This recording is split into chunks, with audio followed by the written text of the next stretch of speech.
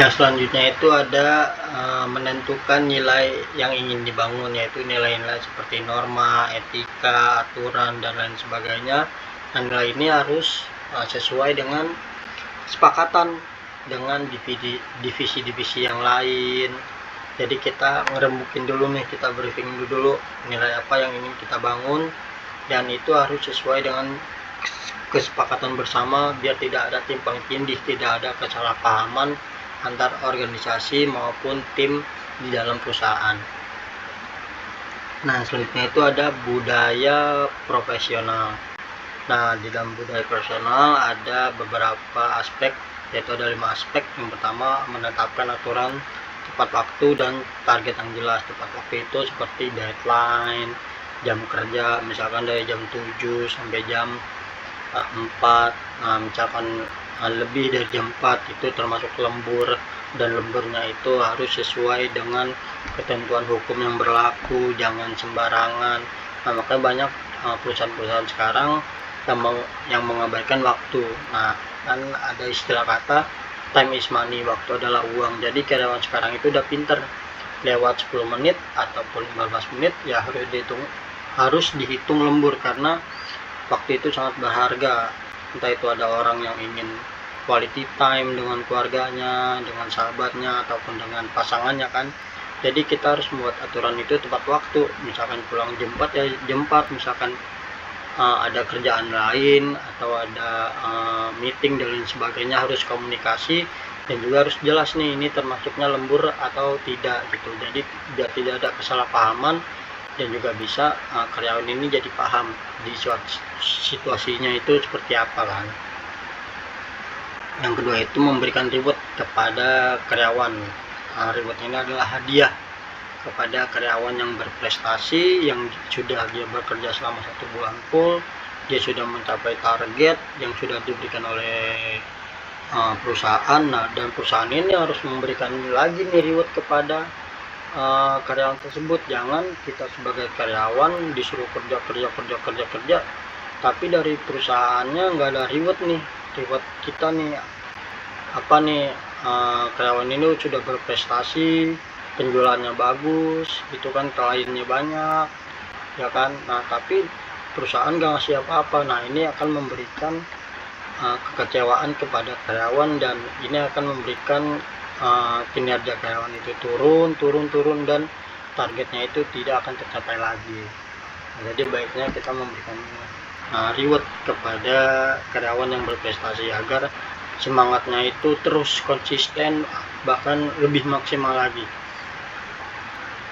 Yang selanjutnya itu adalah pemimpin yang tegas dan konsisten. Pemimpin yang tegas, kita harus bisa sebagai pemimpin kita harus memberikan sikap yang tegas kepada karyawan. Misalkan karyawan ada yang berbuat salah, ya kita harus tegur nih. Kita nggak boleh pandang bulu. Pemimpin itu harus tegas, nggak boleh mandang bulu ini karyawan lama atau karyawan baru, atau oh ini karyawan ponakannya si A, oh karyawan ini ponakannya si B, saudaranya si B, sehingga kita tidak tegas nih kepada karyawan tersebut. Karena apa? Oh karena dia pamannya direksi nih, saudaranya direktur nih. Nah, nggak boleh. Yang namanya pemimpin itu tidak boleh pandang bulu. Ketika siapapun yang salah kita harus tegur. Nah, dan ini konsisten. Nah, banyak pemimpin itu tegasnya tuh kalau ada sesuatu yang ingin dicapai. Misalkan di tahun ini kita harus penjualannya harus begini. Nah, di tahun itu nih digembor terus tuh karyawannya kan, ditegesin mulu, dan artian dipantau terus. Nah, tapi ketika tahun berikutnya nggak ada target, ya pemimpinnya leha-leha, bermasa bodoh, nggak mantauin lagi tuh, nggak berikan evaluasi lagi tuh kepada karyawannya. Nah, ini nggak baik pemimpin seperti ini.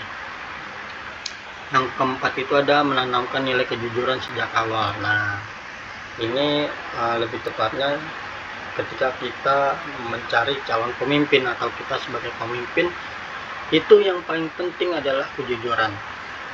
Mau kita pinter kek, mau kita berprestasi kek, ya kan, relasi kita banyak tapi ketika kita nggak jujur, nah ini udah jadi lampu merah nih, ya kan, udah merah nih.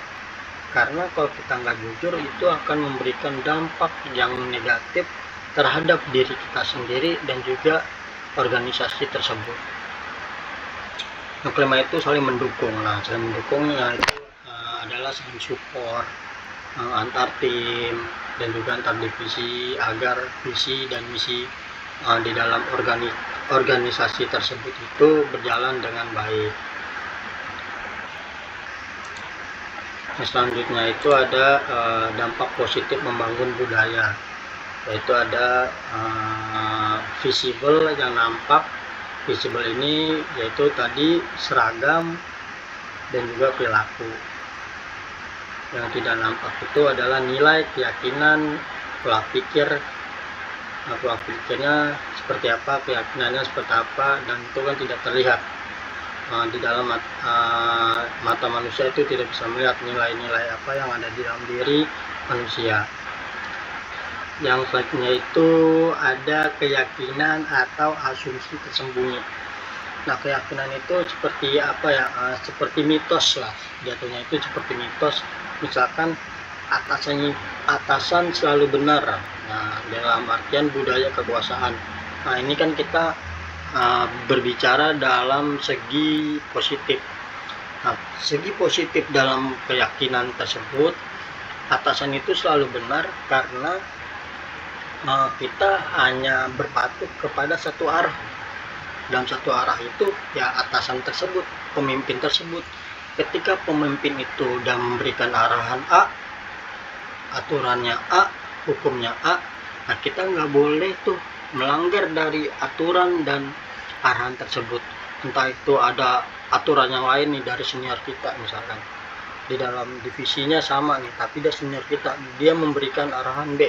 Nah, sedangkan pemimpinnya kita nih, kepala cabangnya kita udah ngasih aturan A, nah, kita nggak boleh tuh ngambil aturan yang B, karena yang B ini juga bawahan dari kepala cabang, tapi kita harus mengikuti aturan A, yaitu kepala cabang.